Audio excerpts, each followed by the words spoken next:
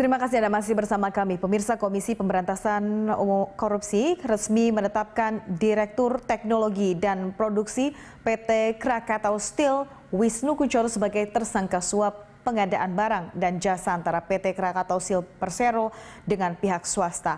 Dan untuk mengetahui informasi terkini kita akan bergabung dengan reporter Prilia Carvalho dan juru kamera Ali Amran dari Gedung KPK Jakarta. Selamat siang, Prilia. Siapa saja yang resmi ditahan KPK dalam kasus suap Krakatau Steel ini dengan pihak swasta? Ya, sudah juga pemirsa, sejumlah pihak yang sudah resmi ditahan oleh KPK. Ini diantaranya adalah Direktur Teknologi dan Produksi PT Krakatau Steel Wisnu Kunchoro dan juga dua orang lainnya yakni Kenneth Sutarja dan Alexander Muskita. Sebelum resmi ditahan, ketiga pihak ini juga sebelumnya telah ditetapkan sebagai tersangka terkait dengan kasus korupsi pengadaan barang dan jasa di PT Krakatau Steel.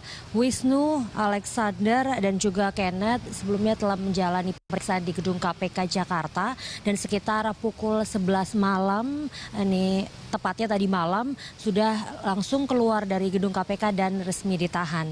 Untuk Wisnu dan juga Alexander akan ditahan di Rutan Cabang KPK Gedung Merah Putih, sedangkan Kenneth sendiri ditahan di rutan yang berbeda. Saat ini pihak dari KPK masih terus melakukan penyidikan terkait dengan kasus korupsi PT Krakatau Steel, dan kasus korupsi ini bermula dari operasi tangkap tangan yang dilakukan oleh KPK terkait dengan kasus korupsi di PT Krakatau Steel. Pada OTT tersebut KPK mengamankan 6 orang dan saat ini sudah ada 4 orang yang ditetapkan sebagai tersangka oleh KPK.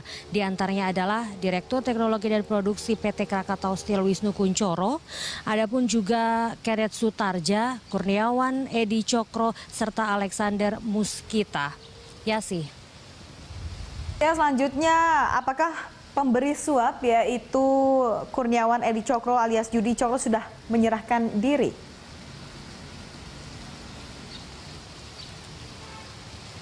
Ya, sehingga dengan saat ini walaupun sudah ditetapkan sebagai tersangka oleh KPK, namun Edi Cokro ini belum menyerahkan diri ke KPK. Pihak dari KPK sendiri dalam konferensi persnya kemarin menghimbau kepada Edi Cokro untuk segera menyerahkan diri ke KPK sehingga memang kasus korupsi yang ditangani KPK pada PT Krakatau Steel ini bisa dipermudah, dan KPK sendiri masih terus mengusut begitu terkait siapa saja yang terlibat dalam kasus korupsi PT Krakatau Steel ini.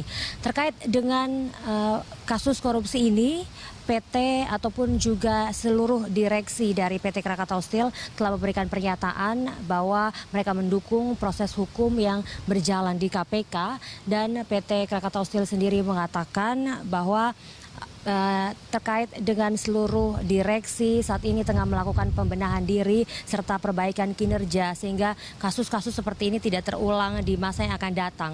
PT Krakatau Steel juga mengatakan bahwa seluruh kinerja dan juga capaian pada tahun 2019 yang ingin dicapai oleh PT Krakatau Steel tidak akan tertunda ataupun terkendala terkait dengan kasus korupsi yang menjerat Direktur Teknologi dan Produksi PT Krakatau Steel Wisnu Kunchoro.